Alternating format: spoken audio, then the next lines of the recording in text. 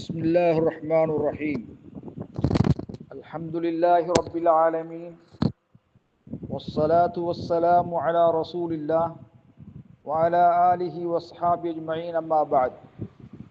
கண்ணியத்துக்குரிய சகோதரர்களே, பெரியார்களே, இன்றைய பாடம் சென்ற பாடத்தின் தொடராக ஸலாத்துல் இஸ்திஸ்கா மழை தேடி தொழும் தொழுகை சம்பந்தமாக இன்று சிஃபத்து ஸலாத்துல் இஸ்திஸ்கா மழை தேடி தொழும் தொழுகையின் வர்ணனை சம்பந்தமாக பேச இருக்கின்றோம். கண்ணியத்துக்குரிய சகோதரர்களே, மழை தேடுதல் என்பது தலபுல் சுக்யா, மழை தேடுதல். மழை தேடுதல் பல வகையாக நபிகளாருடைய காலத்திலே நடைபெற்றிருக்கிறது. அதில் நீங்கள் சுஜூத் இருக்கும் நிலையில் மழை தேடுதல், நண்பர்களுக்கு மத்தியில் இருக்கின்ற போது மழை தேடுதல், மழை தேடி பிரார்த்தித்தல். அதே போல ஹத்தீப் மிம்பர் இருக்கின்ற பொழுது, வெள்ளிக்கிழமை மிம்பர் இருக்கின்ற பொழுது மழை தேடி பிரார்த்தித்தல். இன்னும் சில வேளை மனிதர்கள் தொழும் முஸல்லல் ஈத், பெருநாள் தொழுகை தொழுமிடத்துக்கு வழியாகி மழை தேடி தொழுவார்கள். மழை தேடி தொழுவதற்காக பெருநாள் தொழுகை தொழும் மைதானத்துக்கு செல்வார்கள்.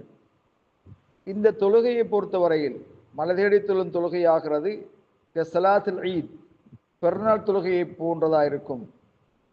பெருநாள் தொழுகை நாமெல்லாம் அறிந்திருக்கின்றோம். கப்பீர் ஃபில் ஊலா, முதலாம் ரக்அத்திலே 7 தக்பீர்களும், தக்பீரத்துல் இஹ்ராமுடன் 7 தக்பீர்களும், இரண்டாம் ரக்அத்திலே 5 தக்பீர்கள், சுஜூதிலிருந்து எழும்புகின்ற தக்பீர் தவிர்ந்த 5 தக்பீர்கள். இதே போலதான் பெருநாள் தொழுகையிலும் மழை தேடி தொழும் தொழுகையிலும் 7 5 தக்பீர்கள் கட்டப்படும்.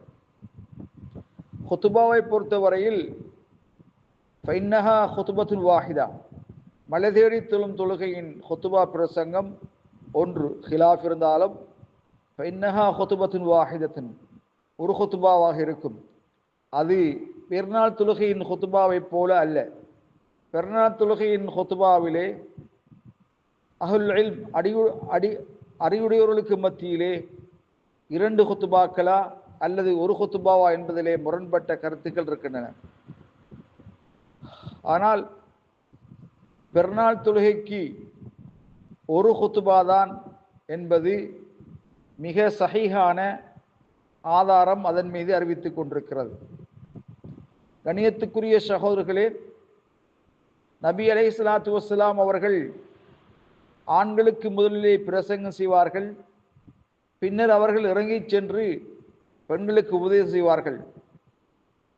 கண்ணியத்துக்குரிய சகோதரர்களே, மழை தேடி தொழும் தொழுகை அதில் ஒரு ஹுத்பா தான் ஓதப்படும்.